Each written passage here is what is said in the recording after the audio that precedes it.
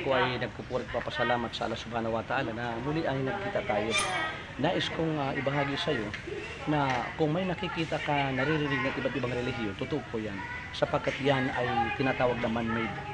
Kung man-made ang mga iba't ibang relihiyon, halimbawa, Rizalista hinango sa pangalan ni Rizal, Budismo hinango sa pangalan ni Buddha, Kristyanismo hinango sa pangalan ni Kristo. Ano naman ang mga hindi man-made? Ang hindi man-made na relihiyon, Islam po.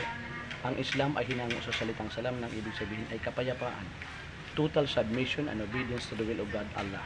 Sinabi ng Allah Subhanahu wa Ta'ala, Al-yawma akmaltu lakum dinakum wa atmamtu alaykum ni'mati wa raditu lakum al-Islam dinan. Ngayon nais kong malaman kung paano natin tatanggapin ang Islam, kailangan muna ay ideklara mo na walang ibang Diyos maliban sa Allah. Sinabi ng Propeta Muhammad sallallahu alaihi wasallam na ang sino mang maniwala na walang ibang Diyos maliban sa Allah ay katiyakan sa awat habag ng Allah, makakamtan niya ang paraiso pagdating ng katapusan ng ating buhay.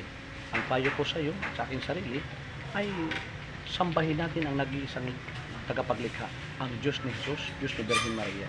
Kaya nais ko ikaw ay alalayan, ay bigkasin natin mula sa kaibuturan ng ating puso ang ganito: Ashhadu an la ilaha illallah wa ashhadu anna Muhammadan abduhu wa rasuluh. Yan ang kanang pangalan.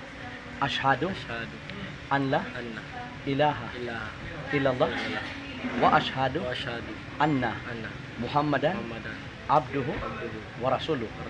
Ako'y sumasaksi at naniniwala na walang ibang Diyos na dapat sambahin maliban sa Allah.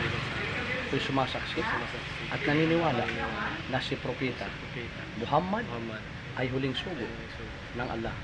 Alhamdulillah. Assalamualaikum.